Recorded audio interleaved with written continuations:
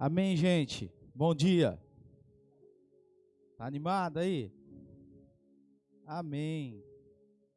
Eu quero continuar essa série de mensagens que a gente está fazendo sobre os encontros de Jesus. E é muito bom a gente olhar para as Escrituras Sagradas com o olhar de quem quer aprender. Amém?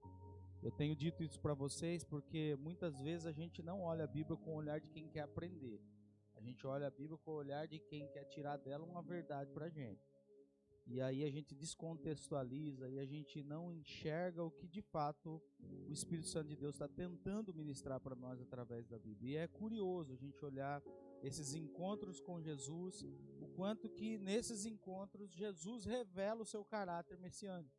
O quanto que Jesus, parece que a gente vai olhando, né? Você que está lendo esses textos, dessas mensagens em casa, eu desafio você a ler, né? Nós começamos lá com Nicodemos, no capítulo 3 do Evangelho de João, fomos para o encontro com a samaritana no capítulo 4, e hoje nós vamos falar um pouco do capítulo 5, o encontro de Jesus, a cura de Jesus com aquele paralítico lá no tanque de Betesda. Então é algo fantástico, porque nós olhamos para o encontro de Jesus com Nicodemos e a gente vê que Jesus estava ali um pouco cometido ainda. Ele se revela, mas ele se revela de uma forma um pouco mais tímida. Aí Jesus se apresenta para a mulher samaritana e com a mulher samaritana ele já diz: eu sou o Messias. E agora no capítulo 5 nós vamos ver ele rasgar, né? Ele rasgar o coração e dizer: olha, eu e o Pai somos um, eu estou aqui para trabalhar no negócio do meu Pai e meu Pai mandou eu aqui para com autoridade revelar o reino dele. Então Jesus rasga, escancara o coração e a partir daqui Jesus começa a sofrer severas perseguições dos religiosos, porque ele se intitula não só o Filho de Deus, como ele diz: eu sou o próprio Deus, né? E eu estou aqui através daquilo que meu Pai deseja fazer na minha vida para revelar para vocês o reino de Deus. Então é importante a gente olhar com esse olhar de que Jesus está se revelando, amém? Então quando você se encontra com Jesus, você tem que colocar isso no teu coração: Jesus está se revelando para você como o Senhor da sua história. E se a gente entender isso, isso muda a nossa perspectiva. Então vai lá no Evangelho de João, no capítulo 5. Eu quero ler com você o capítulo todo. É bem comprido e a gente vai devagar ler esse texto, porque é importante a gente entender o que está acontecendo aqui, amém? Se você achou, se coloque em pé. Evangelho de João, no capítulo 5. Eu quero ler com você. Estou aqui com o meu óculos porque eu não estou enxergando direito. Tá uma benção aqui, viu, Caculé? Tá difícil. Diz assim o texto: depois disso, houve uma festa dos judeus e Jesus foi até Jerusalém. Ali existe um tanque que tem 5 entradas e que fica perto do portão das ovelhas. Em hebraico, esse tanque se chama Betesda. Perto das entradas estavam deitados muitos doentes, cegos, aleijados, paralíticos. Esperavam o movimento das águas, porque de vez em quando o anjo do Senhor descia e agitava a água. E o primeiro doente que entrava naquele tanque, depois das águas agitava, sarava de qualquer uma das suas doenças. Entre eles havia um homem que era doente, fazia 38 anos. E Jesus viu o homem deitado e, sabendo que fazia todo esse tempo que ele estava doente, perguntou: você quer ser curado? E ele respondeu: Senhor, eu não tenho ninguém para pôr no tanque quando a água se mexe. Cada vez que eu tento entrar, outro doente pula na minha frente antes de mim. E então Jesus disse: levante-se, pegue a sua cama e anda. E no mesmo instante o homem ficou curado e pegou a cama e começou a andar. E isso aconteceu no sábado. Por isso os líderes judeus disseram a ele: hoje é sábado e a nossa lei não permite que você carregue a sua cama neste dia. E ele respondeu: o homem que me curou me disse: pegue a sua cama e ande. E eles perguntaram: quem é esse homem que mandou você fazer isso? Mas ele não sabia quem tinha sido, pois Jesus havia ido embora por causa da multidão que estava ali. Mais tarde Jesus encontrou um homem no pátio do templo e disse: escute, você agora está curado. Não peque mais, para que não aconteça com você uma coisa ainda pior. O homem saiu dali e foi dizer aos líderes judeus que quem o havia curado tinha sido Jesus.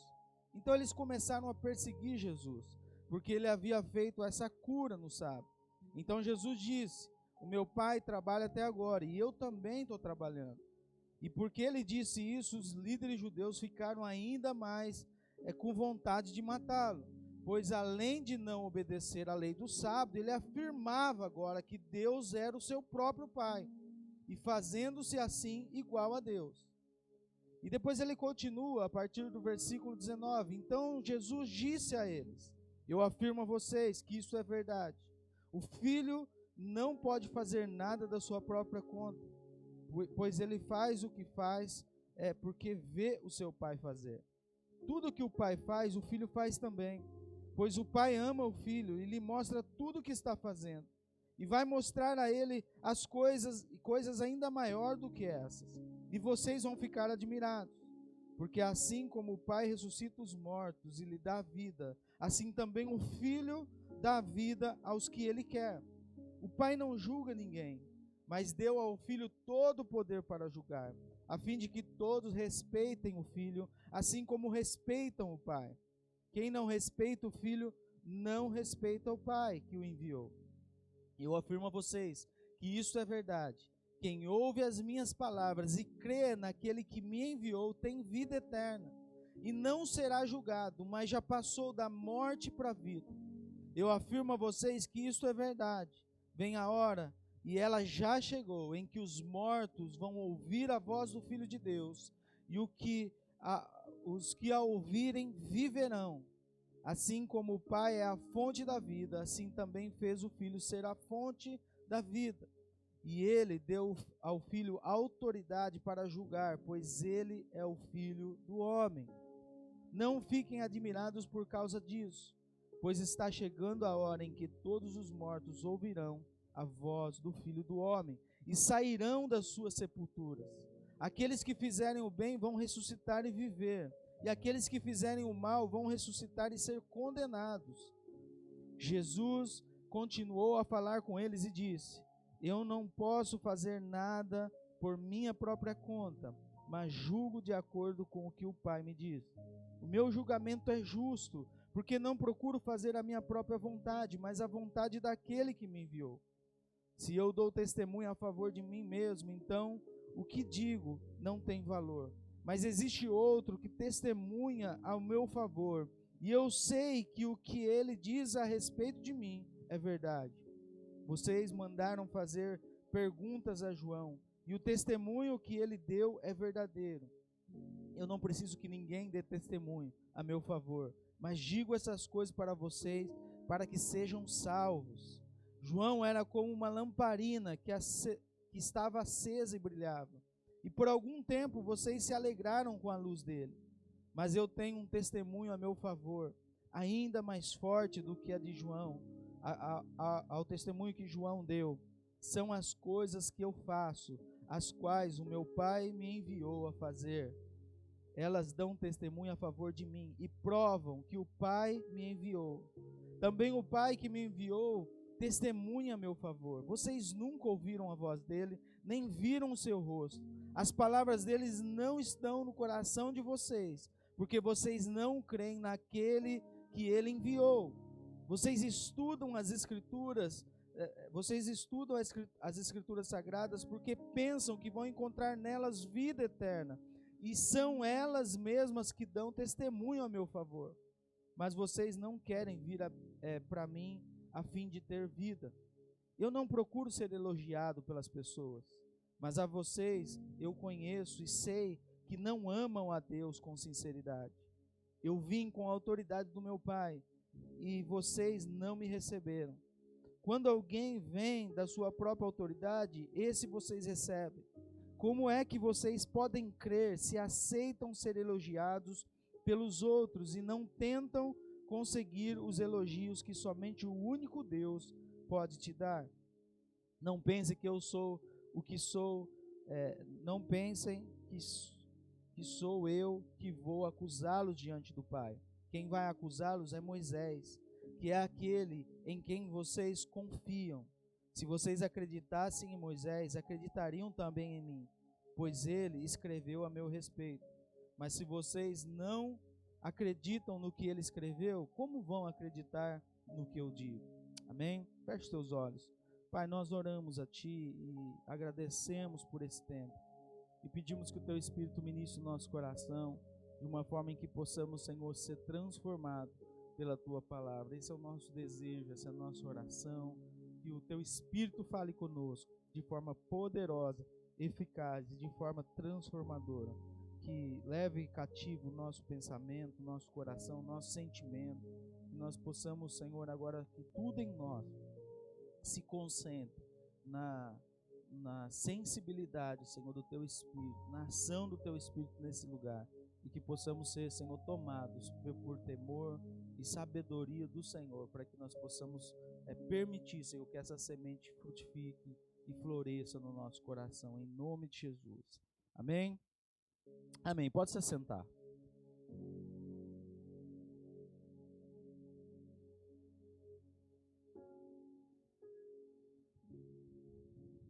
Vocês viram que Jesus aqui nesse texto, ele escancara a sua identidade, né? Jesus, ele rasga o seu coração, ele demonstra quem de fato ele é. Se havia até ali alguma dúvida, ali ficou claro pela boca de Jesus. Falou: olha, eu sou o próprio Deus, eu sou o Filho de Deus, enviado ao mundo para que vocês sejam salvos. E isso causa furor dos religiosos. O tema dessa mensagem é tal pai, tal filho. Fala assim: tal pai, tal filho. Jesus encontra com esse paralítico que estava ali há 38 anos padecendo de sofrimento. Imagina isso. Nós não estamos falando de sofrimento de um ano.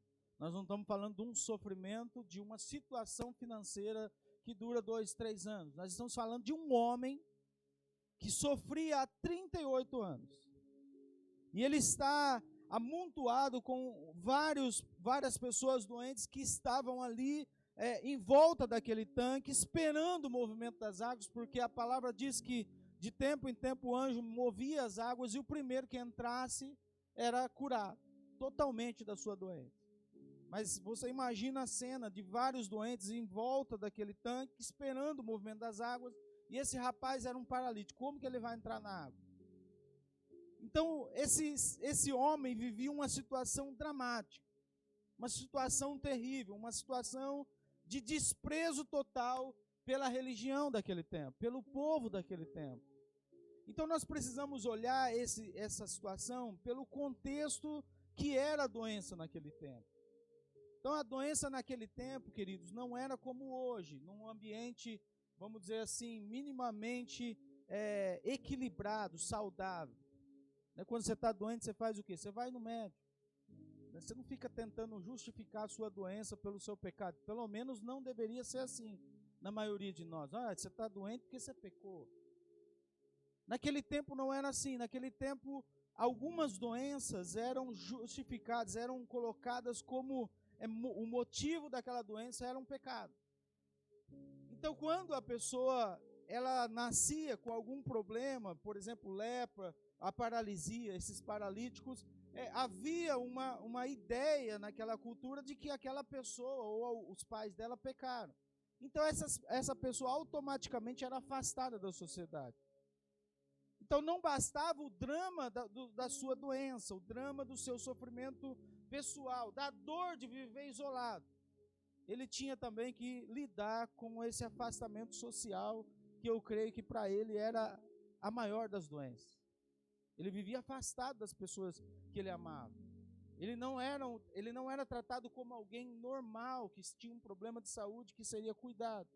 Mas ele era tratado como alguém que era um pecador e que estava padecendo daquele sofrimento porque merecia pelos seus pecados. Então a situação desse homem é uma situação dramática, uma situação em que nós olhamos e vemos o desespero desse homem que há 38 anos sofria com essa doença. Então eu fico imaginando, quando eu leio o texto assim, eu tento me colocar no lugar dessa pessoa. E eu sei que é difícil, porque a gente nunca passou nada parecido. Mas olhando minimamente para essa situação, o que eu consigo ver é alguém desanimado. é alguém desesperado, é alguém realmente buscando, colocando todas as suas esperanças em algo que pudesse dar a ele a resolução do seu problema. Alguém que pudesse dar a ele um motivo para que ele continuasse vivo todos os dias.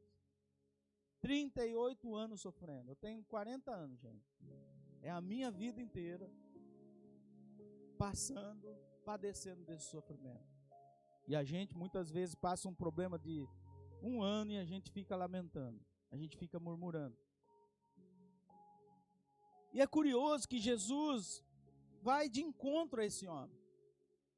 E Jesus chega para esse homem e começa um diálogo com esse homem. E Jesus, às vezes, ele tem umas paradas que a gente não consegue entender, né?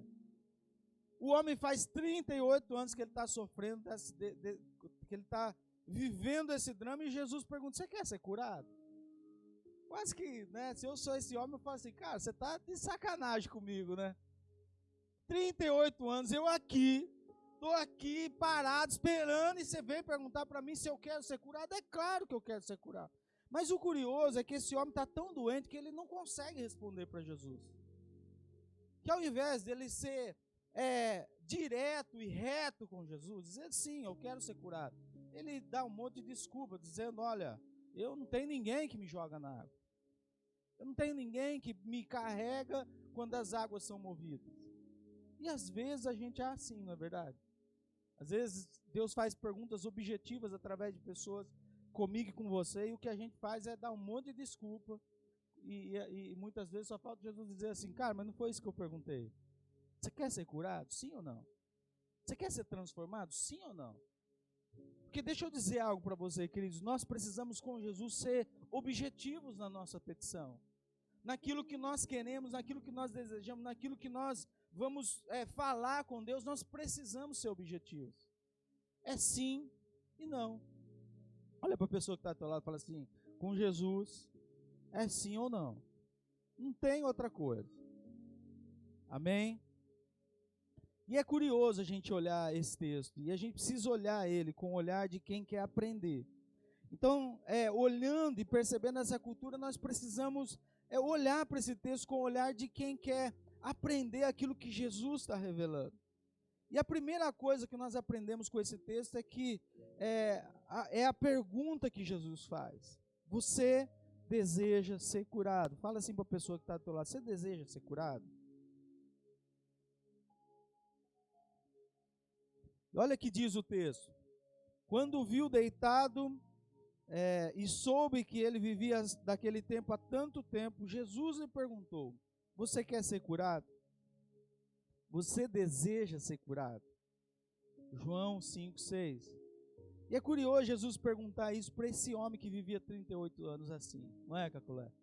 É curioso Jesus chegar para esse homem e falar assim: cara, me responde de verdade, você quer ser curado? Porque tem gente que está tão acostumado a sofrer, que ele não consegue viver sem a dor, que ele não consegue viver sem se vitimizar. Talvez esse homem lá, amontoado naquele lugar, estava tão acostumado a viver dessa forma, que ele não conseguiu responder para Jesus de forma objetiva: eu quero ser curado.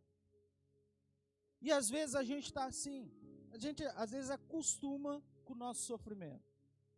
Às vezes a gente acostuma com a nossa situação, com a situação que estamos vivendo, com a situação que está nos matando, que está nos consumindo. Às vezes nós estamos acostumados a viver uma vida de acordo com o nosso sofrimento. Parece piada, parece que eu estou exagerando, mas eu não estou, querido. A gente acostuma a ver pessoas acostumarem a viverem um casamento destruído. As pessoas acostumam viver uma vida financeira assim, totalmente destruída. As pessoas acostumam a viver uma fé totalmente fria. As pessoas estão doentes, mas não conseguem reconhecer e falar com Jesus de forma objetiva: eu preciso ser curado. E esse homem era assim. Esse homem não conseguiu dizer a Jesus: eu preciso ser curado.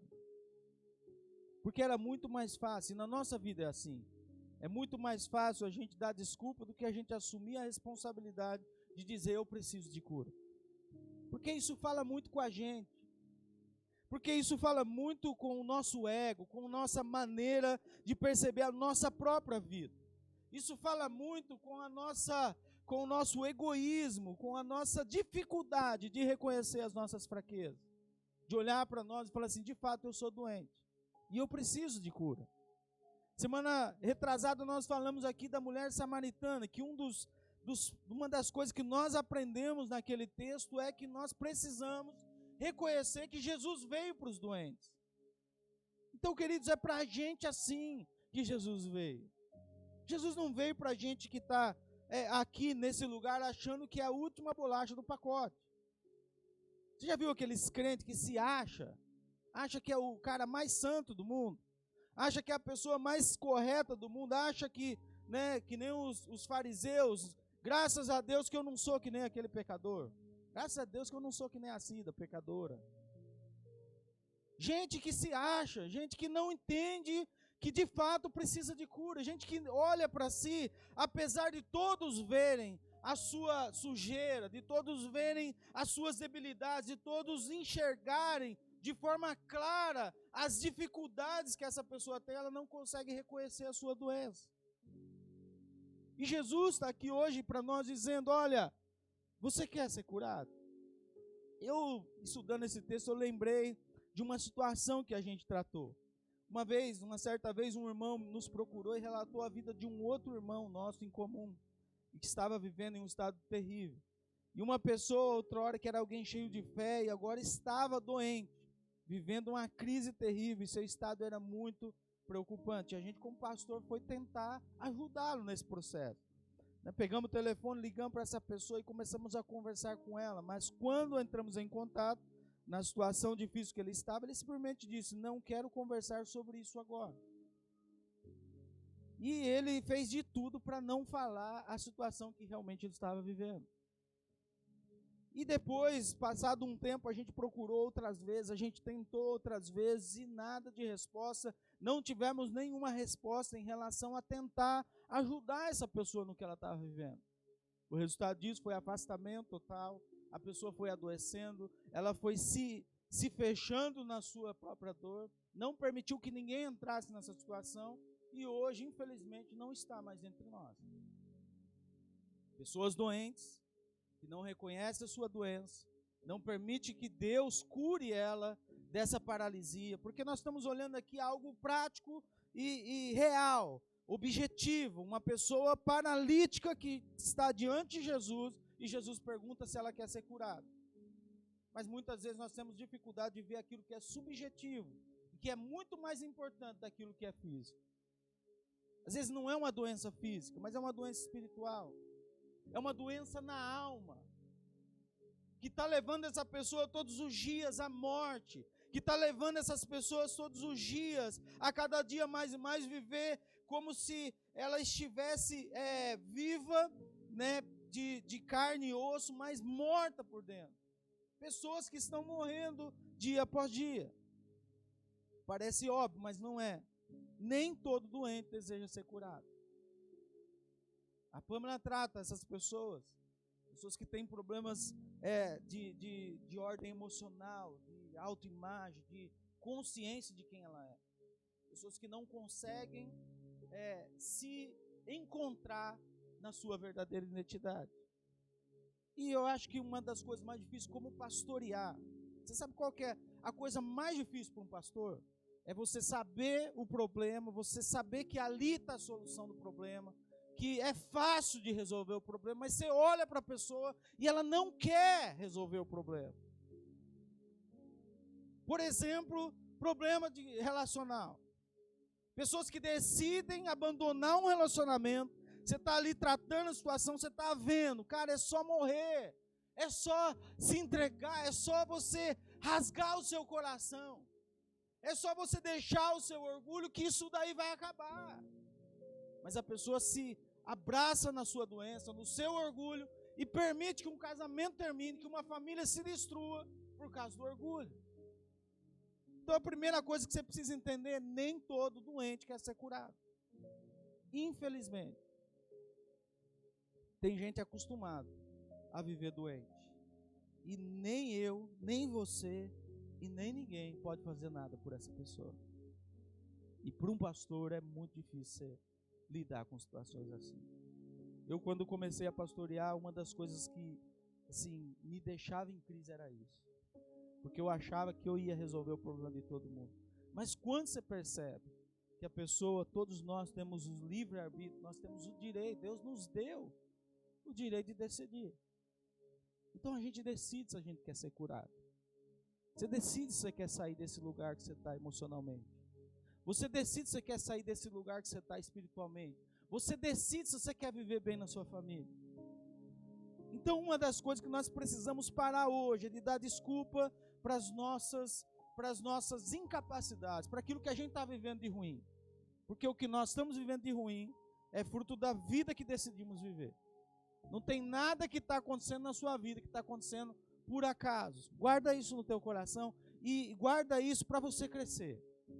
Nada que está acontecendo na sua vida acontece por acaso. Isso é fruto das suas decisões. E reconhecer isso é reconhecer que você está doente e que você precisa ser curado. Amém? A segunda coisa que nós aprendemos, que perguntas objetivas exigem respostas objetivas. Fala para a pessoa que está ao teu lado, perguntas objetivas exigem respostas objetivas. Jesus disse ao paralítico, disse o paralítico, Senhor, não tenho ninguém que me ajude a entrar no tanque, quando a água é agitada. Enquanto estou tentando entrar, outro chega antes de mim. Está lá em João 5,7. A pergunta de Jesus é muito clara. Não tinha outra resposta a não ser sim ou não. Mas esse homem começa a dar desculpa para a sua doença. Esse homem começa a dar desculpa por estar ali ainda, fazia 38 anos. E a gente tem que dar uma colher de chá, porque realmente o sofrimento era enorme. A gente não imagina o que é sofrer isso. A gente, por mais que a gente tenta fazer um exercício, né, da nossa capacidade, vamos dizer assim, da nossa criatividade, a gente não vai conseguir entender o que é esse sofrimento. Mas é curioso a gente olhar que Jesus faz uma pergunta objetiva: você quer ser curado? E o primeiro passo para a sua cura é isso, é você saber olhar para você e olhar para Jesus que está dizendo para a sua vida hoje: você quer ser curada, Cida? Nós queremos ser curados. E a pergunta é objetiva e ela exige uma resposta objetiva: sim, Senhor, eu preciso ser curado. Só que o fato é que o sim, dizer sim, exige de nós reconhecimento da nossa doença. O que é muito difícil para nós. É difícil a gente reconhecer, Gil, que a gente é egoísta, que a gente está doente, e a nossa doença chama amor a nós mesmos. Esse é amor demais à nossa própria maneira de viver. Apego demais ao nosso eu. É colocar eu no centro. O Fábio falou aqui de viver essa fé cristocêntrica. É Cristo no centro. Mas nós vivemos um evangelho que muitas vezes é o eu no centro. E Cristo vem depois de mim para ajudar que eu fique no centro. Então, enquanto eu estou no centro, eu estou doente. Enquanto você estiver no centro, você está doente. E é isso que a mensagem do evangelho está trazendo para você. Sabe por que você tem dificuldade de amar o outro? Porque você está no centro. Sabe por que você tem dificuldade de amar Deus de todo o seu coração? Porque você está no centro. Então a sua doença é a doença que afetou a humanidade desde o jardim do Éden. É o seu desejo de querer controlar a sua vida. É o seu desejo de querer suprir a sua vida da sua própria forma. Vamos dar um exemplo: casamento destruído, Jesus disposto a restaurá-lo, e Jesus perguntando: você quer ser curado? E todas as vezes a resposta é a mesma: Senhor, meu casamento está assim há muito tempo, estou sofrendo há muito tempo por causa do meu marido, por causa da minha esposa. É eu olhar para o outro e falar assim: a gente tem uma facilidade, gente. Vamos ser sinceros, nós temos uma facilidade, nós somos especialistas em reconhecer doença nos outros. É muito fácil você olhar para o seu marido e falar assim: eu reconheci a doença da minha esposa. É muito fácil eu olhar para vocês como pastor e falar assim, eu reconheço a doença na vida da Cida. Ah, mas como é difícil a gente reconhecer a doença na gente mesmo. Se a gente fosse tão bom em diagnosticar a doença na nossa vida como a gente é na vida dos outros, a gente seria todo mundo aqui, pessoas íntegras, 100% curadas através do Espírito Santo de Deus. Mas o que nós precisamos olhar é que nós temos essa dificuldade. Então, perguntas objetivas requerem respostas objetivas. Amém? Então, você precisa começar a trabalhar isso em você. Amém? E só tem um jeito, reconhecendo que você precisa de cura. A terceira coisa que nós aprendemos é que Jesus disse para esse homem, levante, pegue a sua maca e anda. Então Jesus disse a esse homem, levante-se, pegue a sua maca e anda. Imediatamente o homem ficou curado, pegou a sua maca e começou a andar. E isso aconteceu num sábado. Olha Jesus fazendo intriga com os religiosos de novo. Jesus tinha que fazer isso no sábado, né? Então lá vem Jesus fazer com que os religiosos ficassem doidos com ele de novo. Então naquele tempo havia vários santuários. Quando eu comecei a estudar esse texto, eu comecei a olhar que antigamente, no tempo antigo, existiam vários santuários, né, como esse, em que as pessoas se ajuntavam porque elas criavam, elas cultivavam essa ideia, né, esse folclore de que esses tanques eram cuidados por algumas divindades que tinham poder de cura. Então existiam vários tanques como esse, espalhados, aonde as pessoas se amontoavam para ser curadas. E Jesus chega diante desse lugar, e Jesus chega e praticamente diz, olha, não tem nada nesse rio para você. Não tem nada nessas águas para você. Eu posso te curar. E Jesus diz algo para esse homem simples e objetivo. Quando você for objetivo com Deus, quando você for sincero com Deus e reconhecer que o problema da sua vida é você, que o problema do seu casamento é você, que o problema da sua fé é o seu egoísmo, que o problema que você está enfrentando é você mesmo. Quando você for sincero e rasgar o coração com Jesus, sabe o que ele vai fazer? Levanta, pega a sua maca e sai andando. Você está curado. Então, queridos, não há nada impossível que Deus não possa fazer na sua vida num estralar de dedos.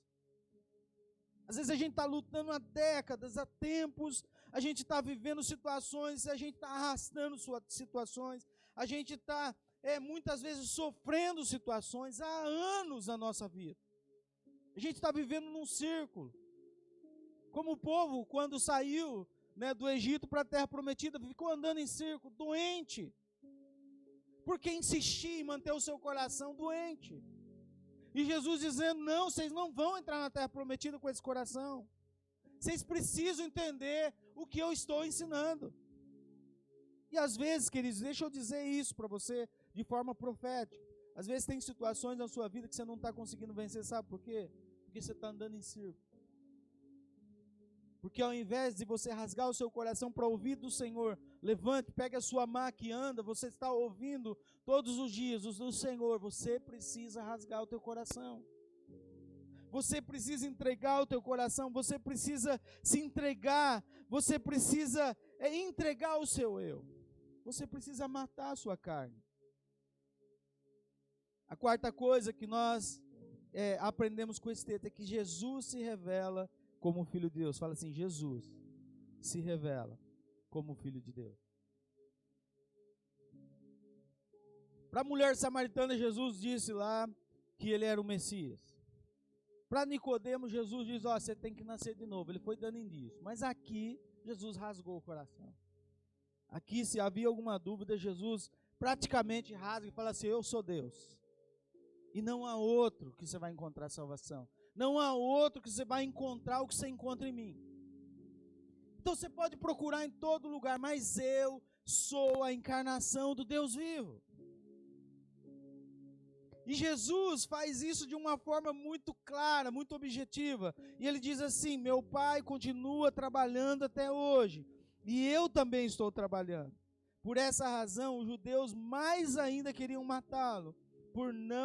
Porque não somente estava violando o sábado, mas também agora estava dizendo que ele era o próprio Deus, se igualando, o próprio Filho de Deus se igualando a Deus. Então Jesus arrumou dois problemas. O primeiro, porque ele curou no dia que não era para curar. Jesus se preocupou, o Jonatas pregou aqui para nós, falando da lei, né, que a lei, o intuito da lei não era que o homem servisse a lei, mas que a lei servisse o homem. A lei foi criada por nosso benefício, e não o contrário. E esses religiosos deturpavam totalmente a lei, trazendo essa realidade como se fosse o contrário. Eles subjugavam as pessoas em detrimento da lei. Por causa da lei, eles aprisionavam, eles colocavam julgo sobre as pessoas, eles dificultavam a vida das pessoas. Eles usavam a lei para ser instrumento de condenação na vida das pessoas. A gente conhece crente assim? Crente que usa a lei até hoje para subjugar as pessoas? Não acontece aqui no Japão, não. Isso acontece bastante no Brasil lá. Tem bastante disso lá. Mas é curioso a gente ver isso, né? Que isso ainda acontece nos dias de hoje. Jesus está aqui se revelando como Filho de Deus.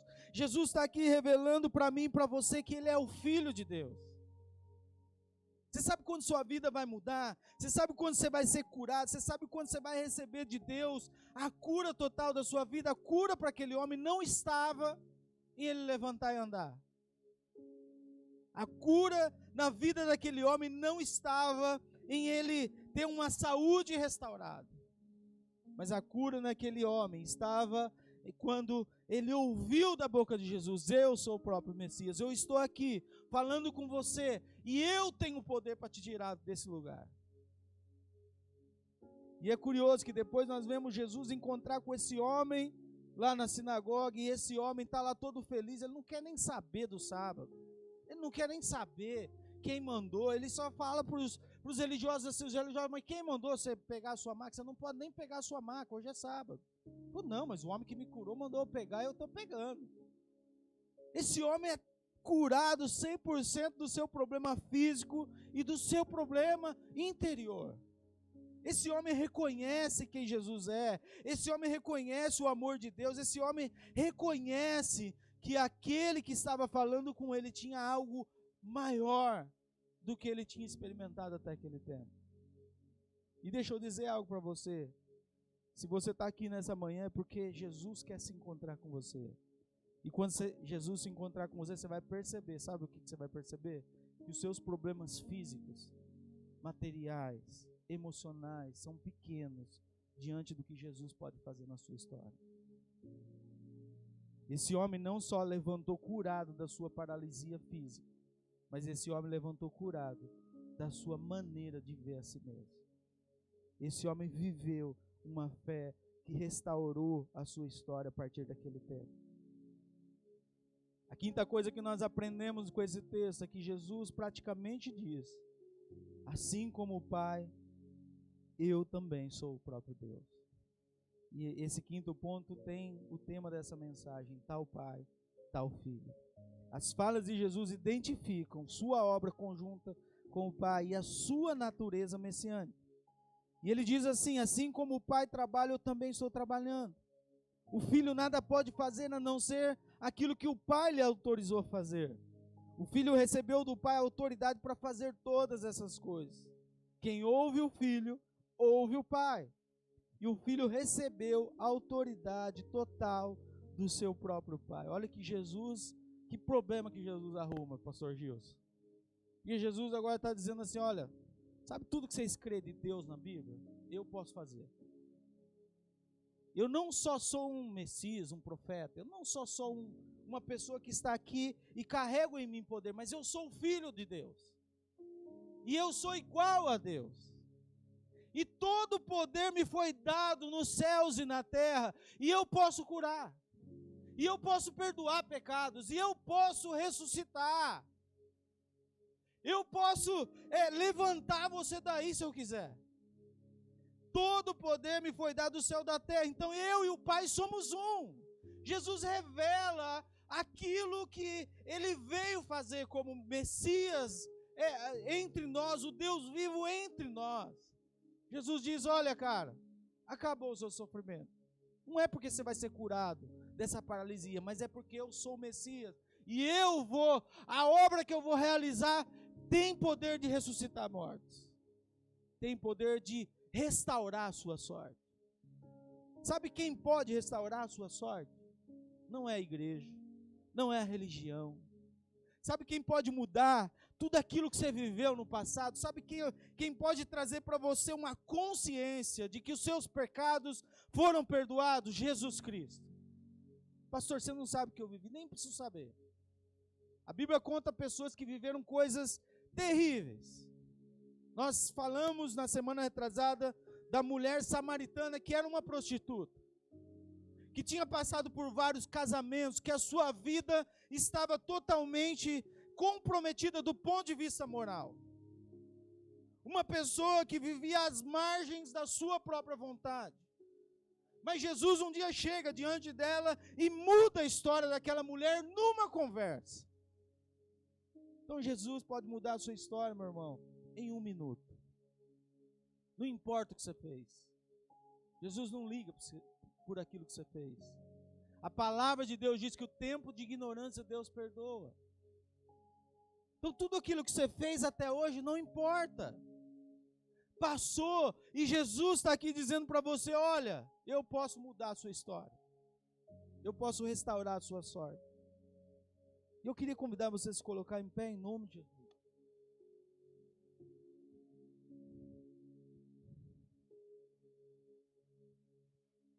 É curioso como Jesus termina esse